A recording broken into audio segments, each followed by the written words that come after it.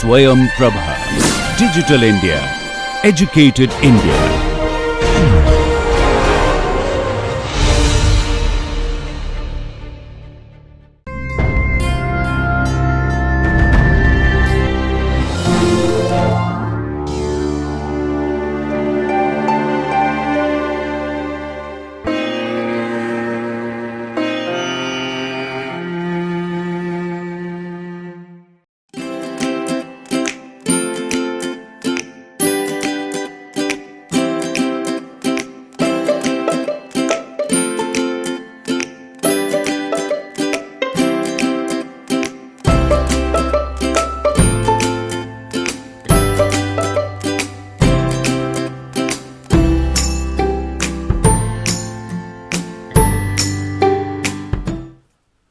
Welcome to my course Non-Metallic Materials, and we are in module number 8, Thin Film Growth and Fabrication of Devices, and this is lecture number 43.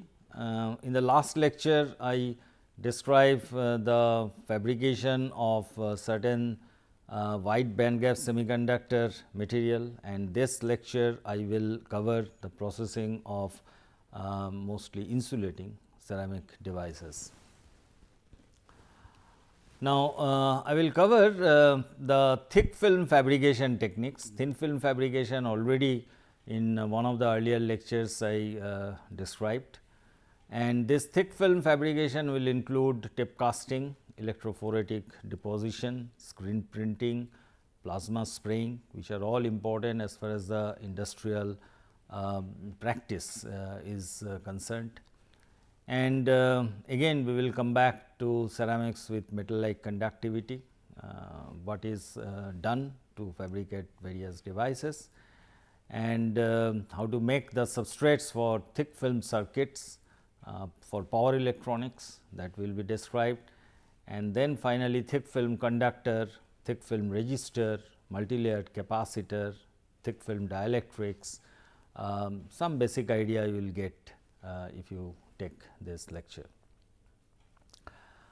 Now, the first thing that we usually do is tape casting.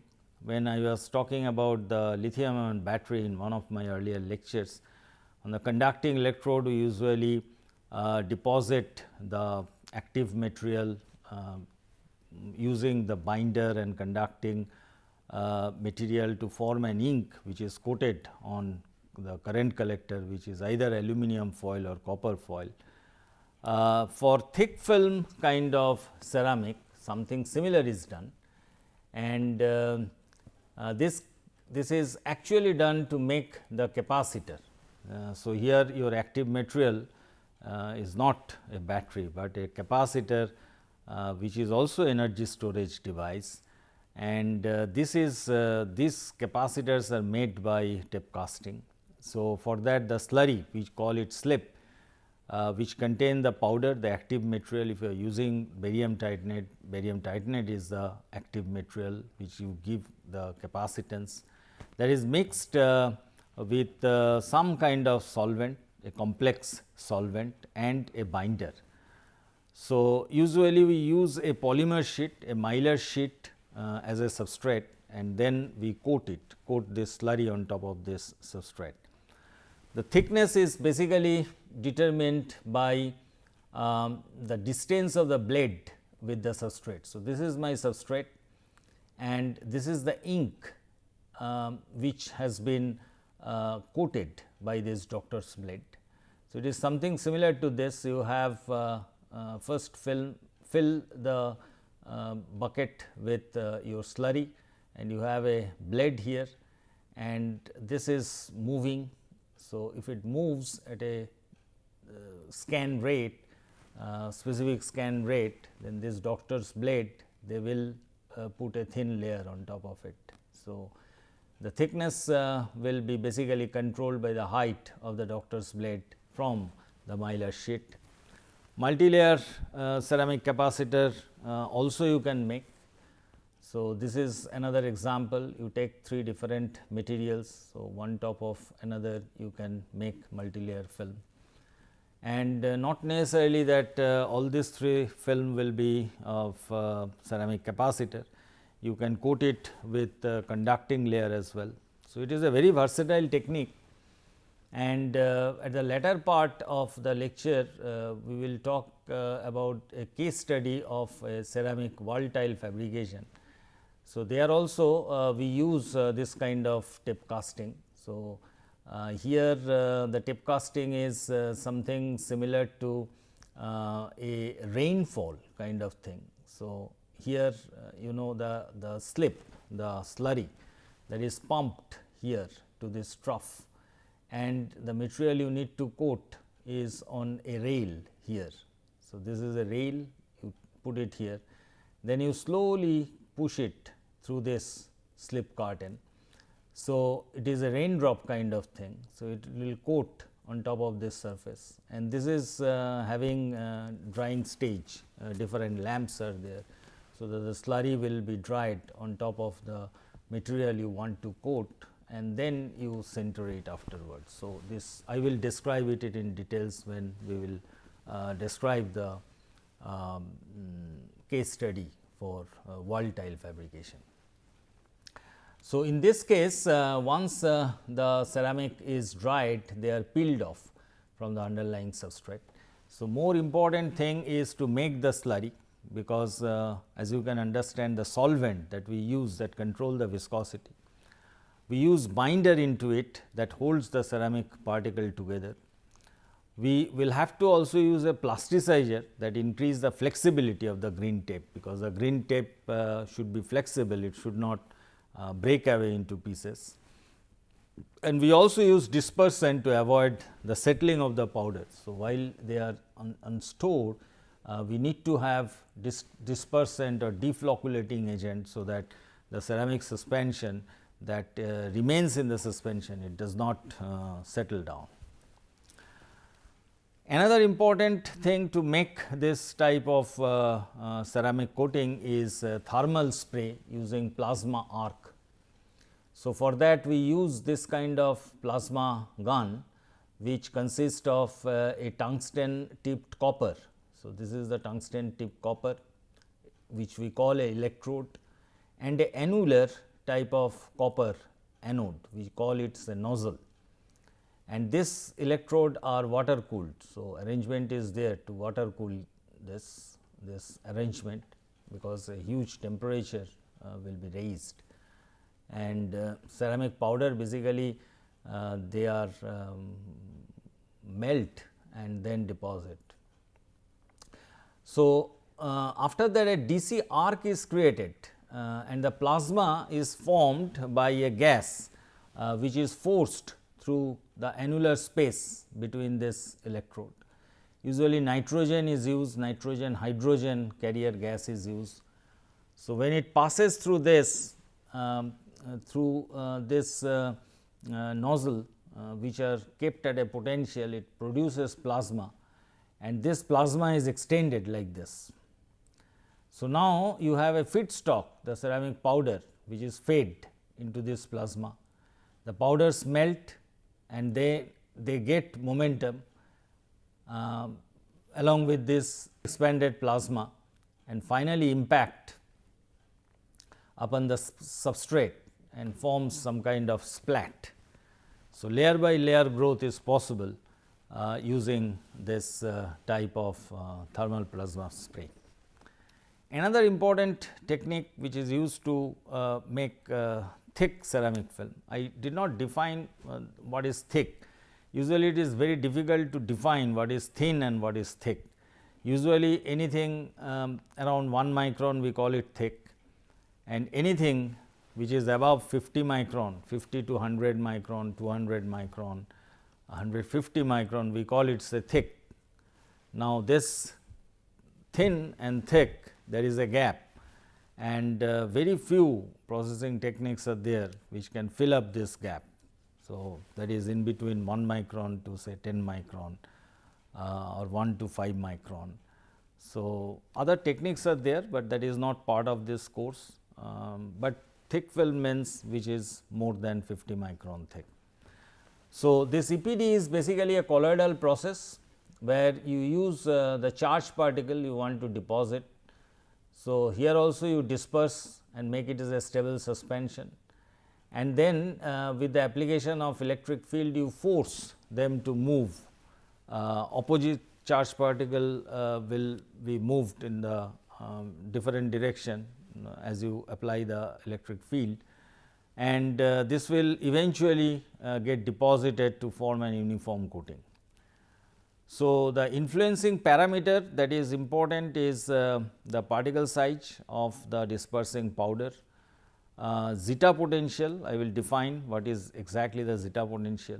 So, that is important, and of course, stability of the suspension is also related to zeta potential. So, both these factors together is important, and process parameters, they are very simplified, either applied voltage or deposition time. These two you can control to increase the film thickness. So, schematically this something similar to this is happening. You see that electrode is kept under negative potential and your positive the particle is made positive potential around, and they are forced to deposit in a nice way on the substrate.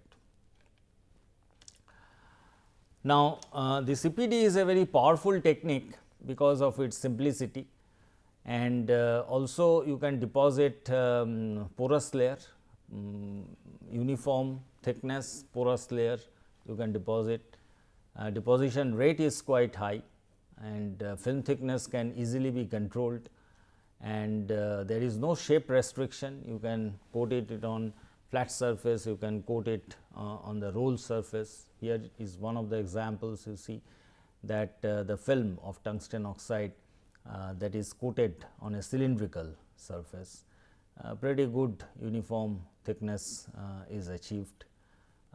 You can control the thickness from 4 micron to about 60 micron as has been shown.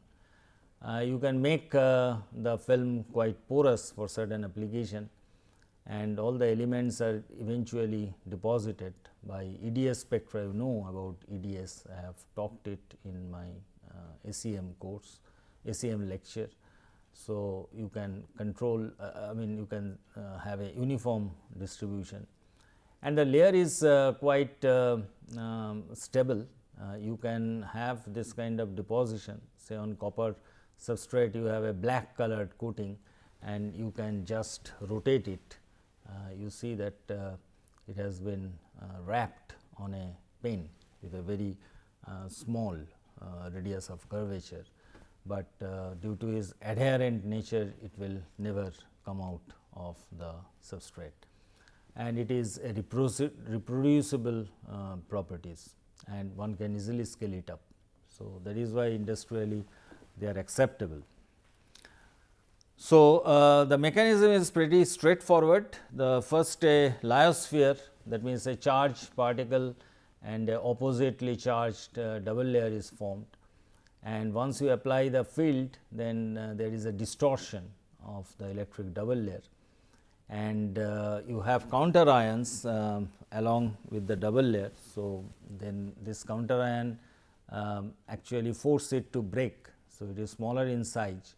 So, other charged particle can approach it, and due to the London's van der Waals force they get deposited on the substrate. So, this is the basic mechanism of EPD.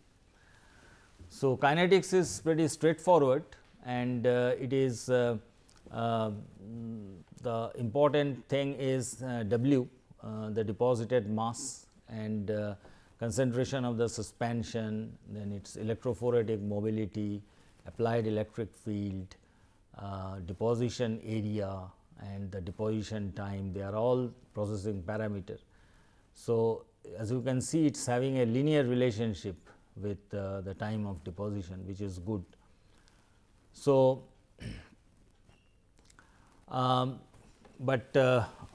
once you deposit a conducting film, then there will be a voltage drop, because otherwise you are depositing on a conducting substrate and insulating film. So, initially it is layer, it is a linear type of deposition, but once the film attains certain thickness, then the linearity is not maintained. So, for prolonged deposition to get a thicker film, this is the tentative equation which has been empirical equation which has been derived, and this voltage drop must be taken into consideration if you want to make an uniform layer, a uniform thick layer. So, for smaller layer like 10 micron, 20 micron, it is not a problem, but for larger film thickness it poses a problem. So, I was talking about the zeta potential, that is the important factor that control the stability, and it is related to the double layer formation. So, you have your particle here and which will acquire a charge, and this is dispersed in a electrolytic media. So, the opposite charge will form a double layer, and then once you are applying an electric field, at some part this double layer will get detached. So, that particular hydrodynamic shear plane where from this double layer is getting detached, that potential is called zeta potential. Usually for a normal suspension, you can control the zeta potential by varying the pH. So, if you for example, in alumina, you see that in most of the acidic range pH it is having a positive zeta potential, but when the pH is about 9, then the zeta potential is 0. So, the zeta potential when it is 0, we call this is a isoelectric point or point of 0 charge. So, you have to maintain the zeta potential which is away from the isoelectric point, so that two similar type of charged particle will repel to each other and be stable inside the suspension. If you want to make a heterocoagulation, if you might want to make a composite, then one zeta potential positive, another zeta potential negative, you mix these two suspension together, they will form heterocoagulation. So, for processing this kind of concepts are taken into account. So, one can make the thick film circuit, and this is for single or multi-layered structure using ceramic substrate, using a specially formulated ink. So, three basic class of material is used for this. One is conductor, another one is resistor, and third one is dielectric for a particular simple circuit elements.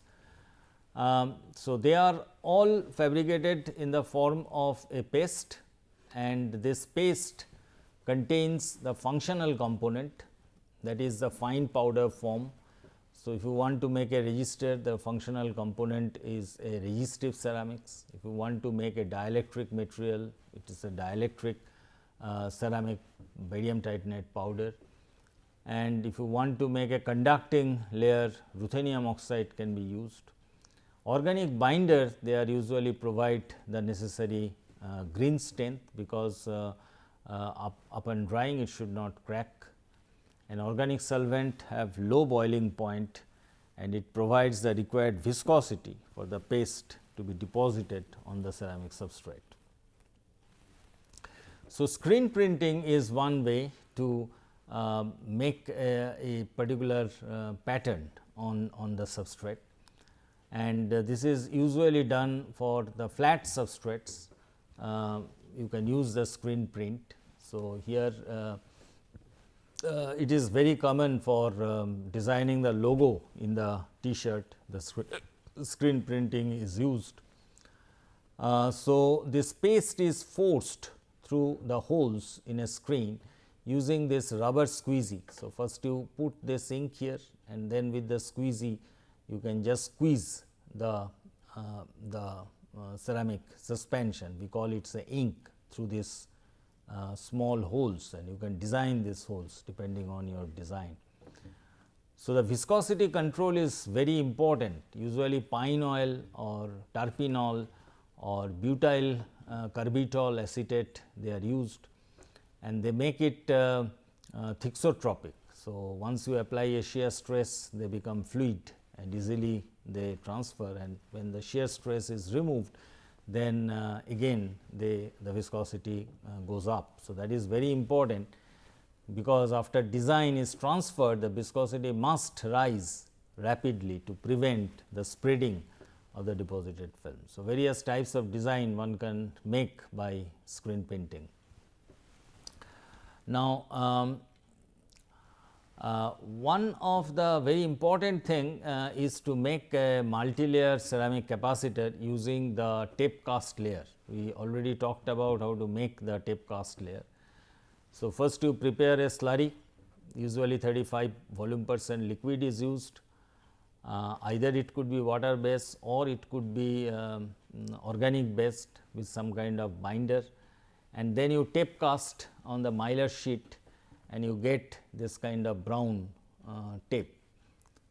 You dry it, it should be flexible. I told that you will have to add some kind of plasticizer to make it flexible. So, after drying it is flexible, and then you can cut it. You take it off from the mylar sheet and you cut it in different shape, and then you screen print the silver palladium electrode which are conducting in nature. Cost is a major concern. You can use gold for certain multilayer capacitor. Gold was also used initially, gold, platinum or various types of alloys. Now, base metals are used, but silver palladium is more or less okay as far as the cost is concerned. Sometimes you can use fugitive electrode process, where carbon based electrode are used, which are removed during sintering, because remember this will have to be sintered. So, that because otherwise it is a particulate coating and binder should be removed and you should get sintered. So, during sintering this carbon goes out, and then you infiltrate tin and lead alloy with pressure to make this electrode. That is a much cheaper process. Then you will have to stack this electrode the way it is shown. In between electrodes are there. So, you stack it and then you do the lamination, the whole of it. So, all this is connected in parallel. So, the capacitor connected in parallel is will add up the capacitance value. So, you laminate it and then dice it according to the shape, small shape, and then apply electrode at this two end, and lead also can be applied. So, after dicing you binder removal takes place, and then you will have to sinter it to get the final strength. Usually the sintering is done at 1200 to 1400 degrees Celsius, and that is why noble metal electrode is important, otherwise those electrode will get oxidized. And then application of the external electrode, as you can see, to make a parallel plate capacitor, they are connected in parallel to get a huge capacitance in a multi-layer ceramic capacitor. Is a huge market is there. So, substrate is also used for thick film circuit. So, this substrate they should have a roughness about 20 to 40 micron. They should not be distorted. They should withstand high temperature. Dimensional tolerance will be pretty high. They should be strong, have high thermal conductivity, high electrical resistivity, so that the electrical component will not get short. Chemical compatibility with the ink that you are putting on top of it, and low dielectric constant, and finally, they should be economic. So, this kind of substrate is used for high power electronics, where a lot of heat is generated. So, normal PVC will not be used. So, this alumina based material is usually used, and 4% glass containing material is used. So, that the sintering is quite good to remove all the porosity. And this substrate is used by making the tape cast layer, which I already described. But alumina does not have sufficient thermal conductivity. Sometimes barium oxide was used, but that is toxic material, and also cost is of another concern. So, aluminum nitride nowadays is being used. It is having a good thermal conductivity, about 170 watt per meter per Kelvin. The thermal expansion coefficient is also quite good match with silicon in the temperature range of 25 to 400 degrees Celsius, but it is more expensive than alumina.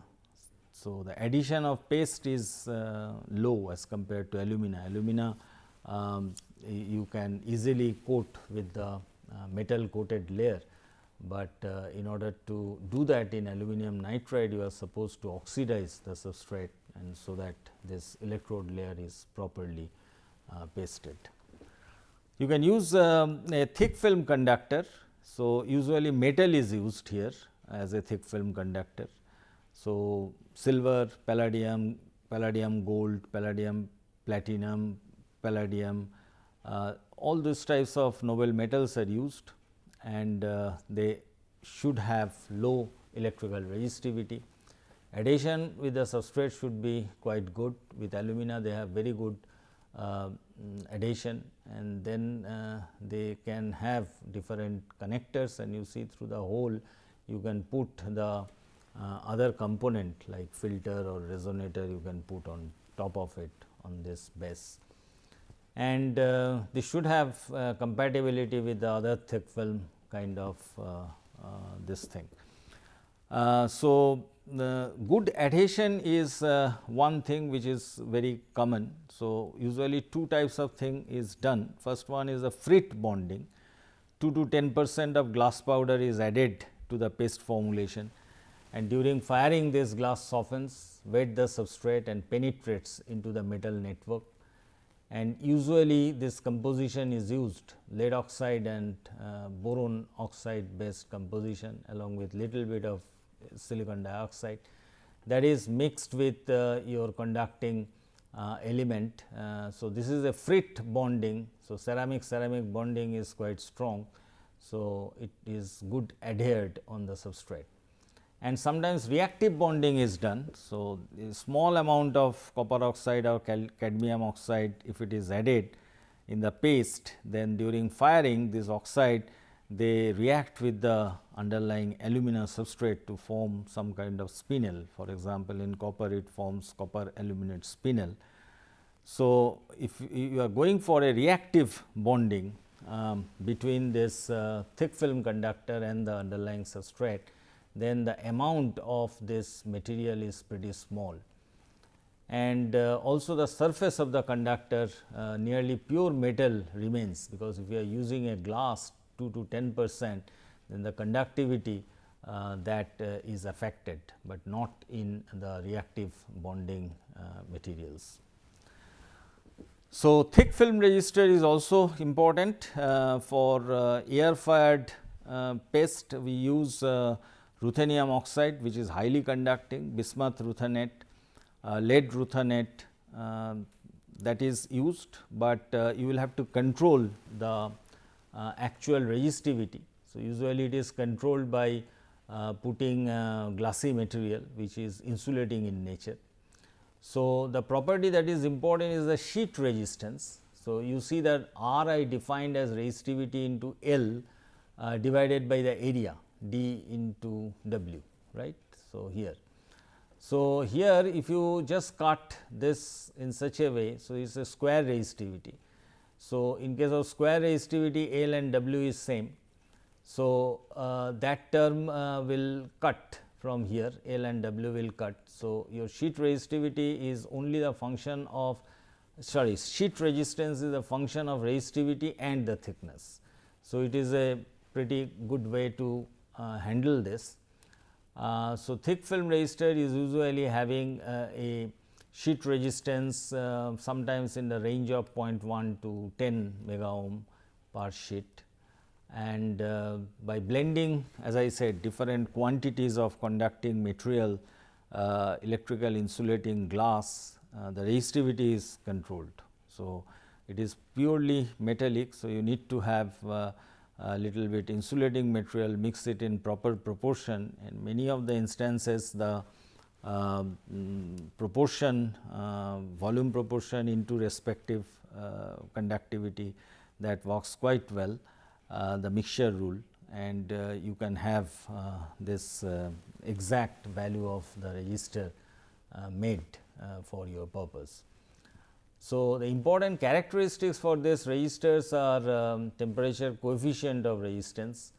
So, that is nothing but this slope RT del R versus R. So, for variety of material you can see that the curve is something like this. So, once you increase the temperature, usually resistance goes down. For certain material, depending on what type of metal you have used or metallic component you have used, you are having a positive coefficient as well.